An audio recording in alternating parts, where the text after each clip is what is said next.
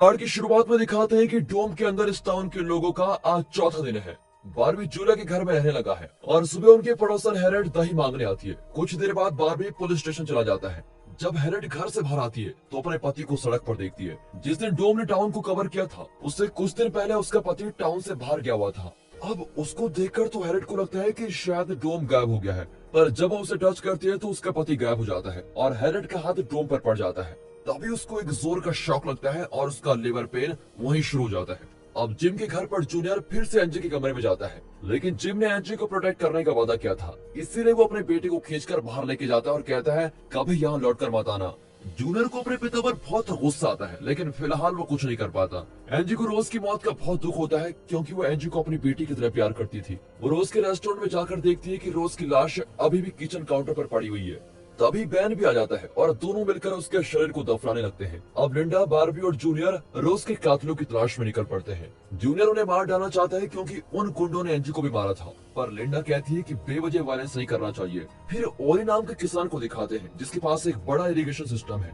इस सिस्टम के द्वारा वो टाउन को रनिंग वाटर सप्लाई कर सकता है। जिम और ओली ने मिलकर लोगों को पानी और प्रोपेन बेचने का प्लान बनाया था, लेकिन अब ओली जिम से कहता है कि इस स्टोरेज का सारा प्रोपेन मेरा है, तुम्हारा इस पर कोई हक नहीं है। जब जिम उसके स्टोरेज में जाता है तो उसका एक आदमी जिम को रोक देता है। फिलहाल तो जिम चला जाता है, लेकिन वो इतना माल यूं ही नहीं छोड़ने वाला है। दूसरी ओर जोई और नोरी डोम के साथ कनेक्ट करने की कोशिश करते हैं। जोई की थ्योरी है कि ये डोम एक एटम की तरह है, यानी इसके बाहरी हिस्से में इलेक्ट्रॉन्स हैं, लेकिन इसका मेन पार्ट यानी न्यूक्लियस इसके बीच में होगा। दोनों न्यूक्लियस की तलाश में टाउन के बीच एक खेत में पहुंचते हैं। उनके साथ एक कुत्ता भी होता है जो उन्हें गाइड भी करता है। जैसे वे डोम के बिल्कुल बीच में पहुंचते हैं तो अचानक कुत्ता डरकर भागने लगता है। यहाँ जूलिया हैरेट को हॉस्पिटल लेके जा रही होती है कि रोज के कातिल उनको रोक देते हैं। हैरेट दर्द के मारे चिल्लाने लगती है, लेकिन वो गुंडे इनका सारा फ्यूल चुराने की कोशिश करते हैं। तभी बारबी वहाँ पर आता है और गुंडों को भगाता है। ये दोनों हैरेट को जोई के घर लेके जाते हैं जहाँ अब एलिस रहने लगी है। दरअसल इस वक्त टाउन में ये अकेली डॉक्टर है, इसलिए हॉस्पिटल जाने के बजाय वे हैरेट को यहाँ पर लेकर आए थे। अब एलिस और कैरोलिन हैरेट की डिलीवरी में मदद करती है। जोई और नोरी डोम के सेंटर में पहुंचते हैं तो वहाँ पर एक छोटा डोम होता है जिसके अंदर एक काला अंडा होता है। जब वो छोटे डोम को छूते हैं तो एलिस उनके सामने आती है और हाथ निकालती ही वो गायब हो जाती है। नोरी को लगता है कि उसकी माँ मुसीबत में है, इसलिए वो तुरंत घर भाग कर आती है। यहाँ ओली जिम से मिलता है और बताता है मैं तुम्हें मना नहीं करना चाहता था, लेकिन इस टाउन के लोग हमेशा मुझे तुमसे कम समझते हैं, इसलिए मैं उनको दिखाना चाहता हूँ कि मैं भी उतना ही पावरफुल हूँ और मेरे इरिगेशन सिस्टम के बिना उन्हें पीने का पानी भी नसीब नहीं होगा। दूसरी ओर लिंडा और जूनियर उन दोनों गुंडों को अरेस्ट करने वाले होते हैं, पर जब वे इन पर शूट करते हैं तो मजबूरन लिंडा एक गुंडे को शूट कर देती है। दूसरा अपनी जान की भीख मांगता है, लेकिन जूनियर उसको मार डालता है।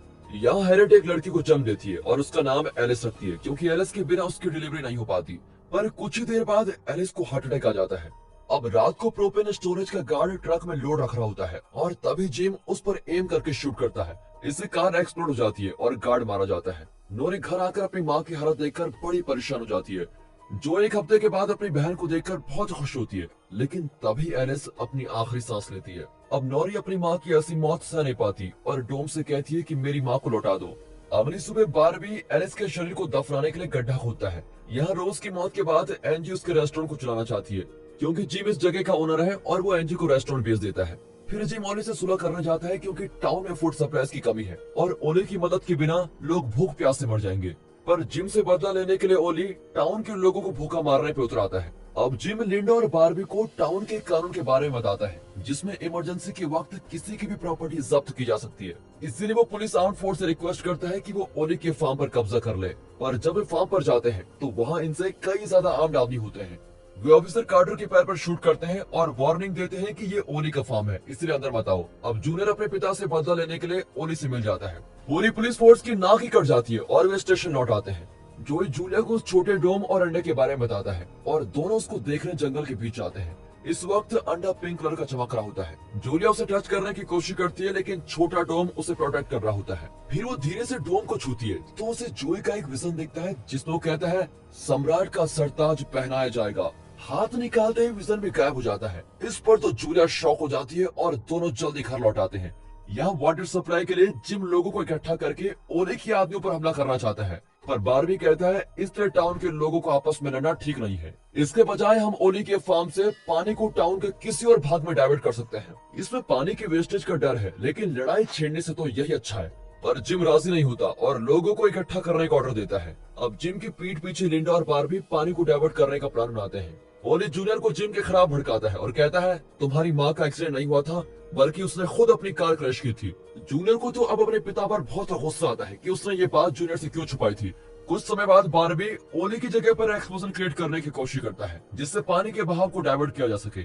और इतने में जिम अपने आदमी लेके आता है और ओली के आदमियों के साथ उनका शूट आउट होता है। इसी बीच बारबी एक्सप्लोसिव को सेट कर देता है और जब वो फटता है तो पानी बड़ी आसानी से डाइवर्ट होकर बहने लगता है।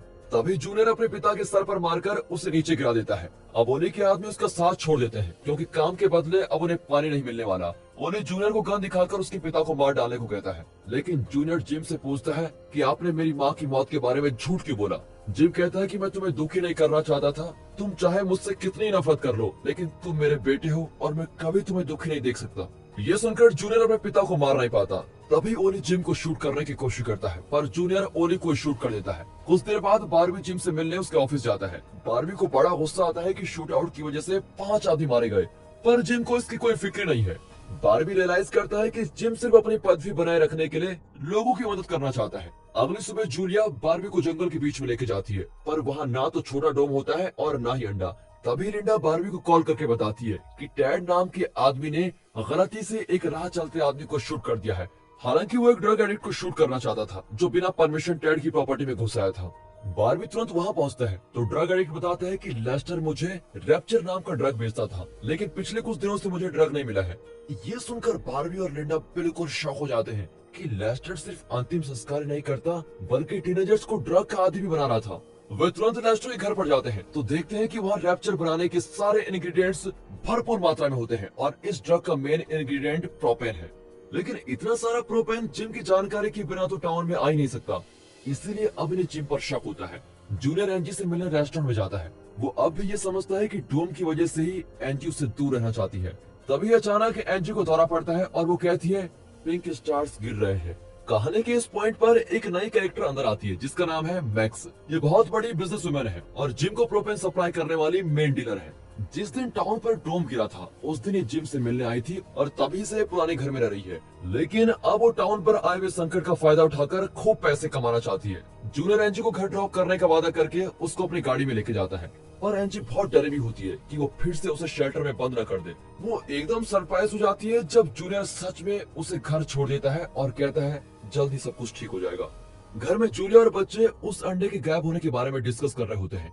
एंजी आकर बताती है कि उसे दौरा पड़ा था। अब उन्हें यकीन हो जाता है कि इन तीनों को किसी स्पेशल काम के लिए चुना गया है। नौरी एंजी की पीठ पर एक तितली का टैटू देखती है जो बिल्कुल डोम पर चिपकी हुई तितलियों की तरह दिखती है, पर बाकी लोग इस बात को सीरियसली नहीं लेते।